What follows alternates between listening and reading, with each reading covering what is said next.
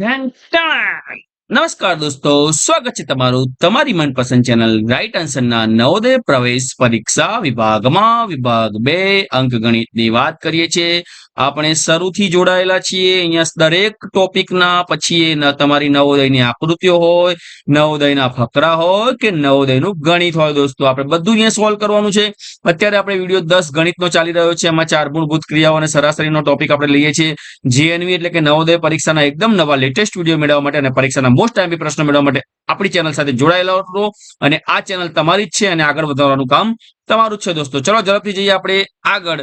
એ પહેલા એક ખાસ અગત્યની વાત દોસ્તો કે આપણી ચેનલને જે પણ મિત્રોએ લાઈક અને સબસ્ક્રાઇબ ના કર્યો હોય તો ચેનલને સબસ્ક્રાઇબ કરીને વિડીયોને લાઈક કરવાનું ભૂલવાનું નથી. દોસ્તો કેમ કરવાનું? કારણ કે તમને ઝડપથી તમામ વિડીયો મળી જશે અને એ તમારા માટે ખૂબ જ ઉપયોગી રહેશે.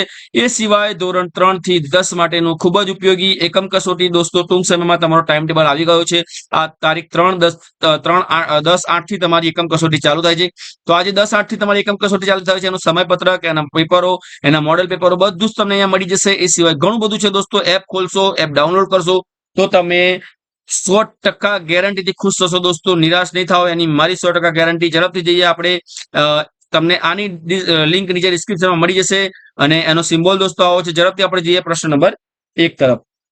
પ્રશ્ન નંબર 1 છે 409 અંકોના પુનરાવર્તનથી બનતી 5 અંકોવાળી સૌથી મોટી અને સૌથી નાની સંખ્યાનો તફાવત શું હોય? દોસ્તો 4 વિકલ્પ છે: 99,940, 4,000, 40,000, 40,009, 59,931, 13,949. તમે નોટ અને પેન લઈને બેસી જજો. કમેન્ટમાં તમારા કેટલા સાચા પડ્યા જવાબ હોય પણ તમારે જણાવવાનું છે. 1, 2, 3, 4 કમેન્ટમાં પણ તમે જવાબ જણાવી શકો છો. આપણા જવાબ આપ્યા પહેલા તમે કમેન્ટમાં તમને જે જવાબ આવડતો હોય જણાવી શકો છો. અને આપણે અહીંયા સમજણ સાથે તમને કોમેન્ટમાં જવાબ જણાવીશું. આખો કઈ રીતે જવાબ આવ્યો એની વિગતે આપણે ચર્ચા કરીશું. માત્ર તમને એબીસીડી કે 1, 2, 3, 4 વિકલ્પ નહીં કહી દઈએ.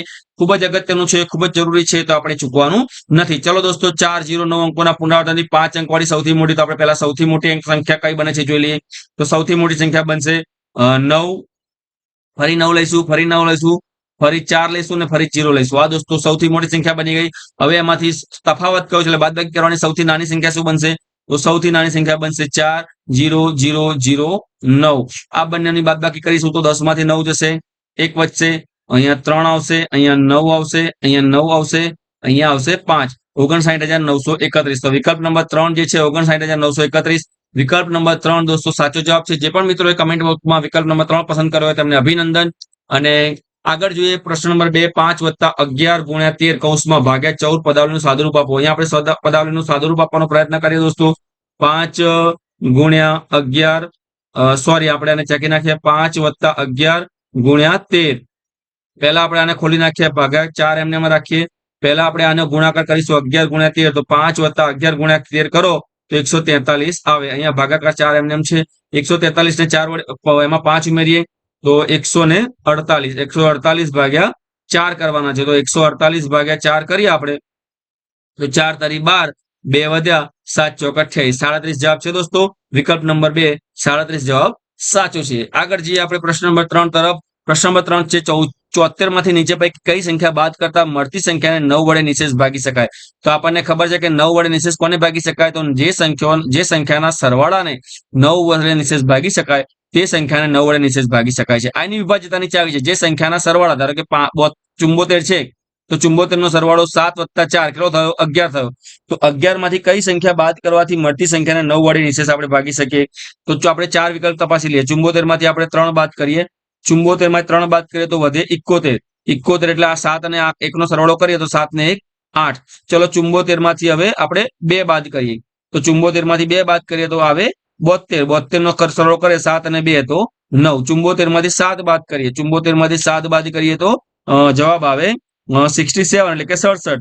67 નો સરવાળો થાય છે 13. અને 74 માંથી 9 બાદ કરીએ આપણે તો 74 માંથી 9 બાદ કરીએ તો આવે 65. અને 65 નો સરવાળો થાય છે 11. હવે જુઓ 9 ના ઘડિયામાં 9 × 9 આ ના આવે, 9 × 9 1 આ આવે, 9 × 9 9 દુ 18 એટલે આ ના આવે, અને 9 × 9 9 દુ 18 એટલે આ ના આવે. તો એક જો વિકલ્પ નંબર 2 છે 2 બાદ કરતા જે જવાબ આવે એ સાચો જવાબ એટલે કે 72 ને આપણે નિશેષમાં ભાગી શકીએ છીએ. પ્રશ્ન નંબર 4 તરફ જઈએ. 14,000 તો આપણે 14,000 કરીએ, વત્તા 15 શતક તો 1500 કરીએ, વત્તા 16 દશક તો 160 કરીએ, દશક એટલે પાછળ એક મીંડું વત્તા 17 એકમ તો અહીં 17 કરીએ. હવે આનો આપણે સરવાળો કરી દઈએ દોસ્તો. તો સરવાળો કરીએ તો 7, 6 ને 1 7.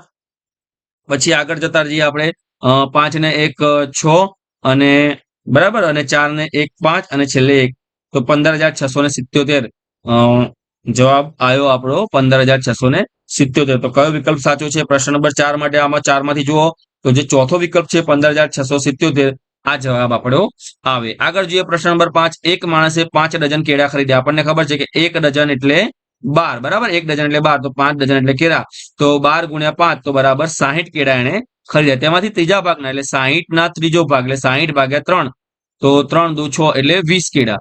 કેટલા થયા? 20 કેળા. 20 કેળા બગડેલા નીકળ્યા. 60 માંથી 20 બગડેલા નીકળ્યા તો 60 માઇનસ 20 તો હવે તેની પાસે કેટલા વધ્યા? 40 કેળા. વિકલ્પ નંબર 3 40 આપણો જવાબ સાચો છે. પ્રશ્ન નંબર 6 તરફ જઈએ. પ્રશ્ન નંબર 6 છે કે 15 કરતા નાની 7 વડે ભાગી શકાય તેવી સંખ્યાનો સરવાળો કેટલો થાય? તો 15 કરતા નાની આપણે લેવાની છે તો 7 નો ઘડિયો બોલો દોસ્તો. 7 એકા 7 અને 7 દુ 14. 7 દુ 14 7 તારી 21 એટલે 15 કરતા વધી ગયા. તો 7 અને 14 બે સંખ્યાઓ એવી છે કે જેને આપણે 7 વડે ભાગી શકીએ છીએ બરાબર. તો તેવી સંખ્યાનો સરવાળો કેટલો થાય? તો 7 અને 14 એનો સરવાળો કરીએ તો 14 ને 7 કેટલા થાય? 21. તો 21 એટલે 15 આવી રહ્યો. 21 વિકલ્પ નંબર 3 છે. 21 જવાબ સાચો છે. પ્રશ્ન નંબર 7. એક કાર પાર્કિંગમાં 14 પંક્તિઓ છે દોસ્તો. 1 2 3 4 5 6 7 8 9 10 11 12 13 અને 14 આવી 14 લાઈનોની ઊભી લાઈનો છે અને દરેક પંક્તિમાં 420 ગાડીઓ ઊભી રાખવાની જગ્યા છે દોસ્તો. અહીંયા 420 આવે, અહીંયા 420 આવે. અહીં તો દરેકમાં 420 ગાડીઓ ઊભી રહી શકે છે. કેટલી ઊભી રહી શકે છે? 14 પંક્તિમાં 420. તો કેટલી ગાડીઓ ઊભી રાખવાની જગ્યા હશે? તો કશું કરવાનું નથી. 420 ગુણ્યા આપણે 14 કરવાના છે. 420 ગુણ્યા 14 કરીએ આપણે તો 420 પહેલા અને દશક શૂન્ય મૂકીએ.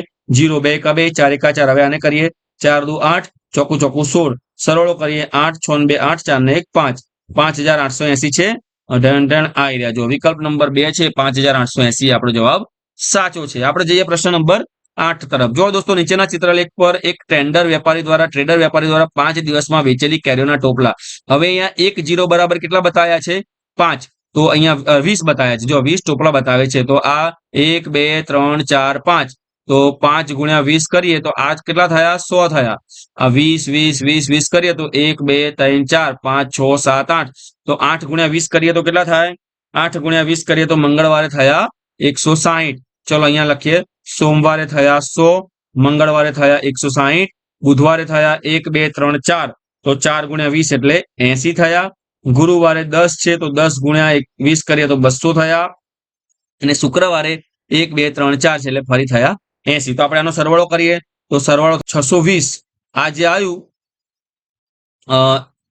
વેપારી પાસે હજુ પણ 200 ટોપલા બાકી છે. આનો સરવાળો કરીએ દોસ્તો તો આનો સરવાળો આપણને આવે કેટલો આવે? ઢેંટણ. જો આનો સરવાળો કરો તમે તો આનો સરવાળો આવે છે આપણો 620. હવે 620 માં શું થાય? શરૂઆતમાં તેની પાસે 200 ટોપલા બાકી રહ્યા. આ બધું વેચતા 200 ટોપલા એની પાસે બાકી રહ્યા. તો આમાં આપણે 200 બીજા ઉમેરી દઈએ તો 6 2 8 820 છે દોસ્તો. અહીંયા આ વિકલ્પ નંબર 3 આપણો સાચો છે. શું કરવાનું હતું? આ બધાને આપણે એક રાઉન્ડ બરાબર 20 તો બધાનો આપણે સરવાળો કર્યો. એ સરવાળામાં પાછા 200 ઉમેરીએ કારણ કે આ બધું વેચતા એની પાસે હજુ 200 ટોપલા બાકી રહે તો આપણે પ્લસ કરીએ તો આપણને શરૂઆતમાં કેટલા ટોપલા હતા મળી જાય. તો શરૂઆતમાં હતા 820 ટોપલા. તો દોસ્તો અહીંયા આપણો આજનો વિડીયો સંપૂર્ણ રીતે તમને સમજણ સાથે પૂરો કર્યો છે. 8 પ્રશ્નોમાં તમારે કેટલા સાચા આવડે તમારે કમેન્ટમાં અમને જરૂર જણાવવાનું છે.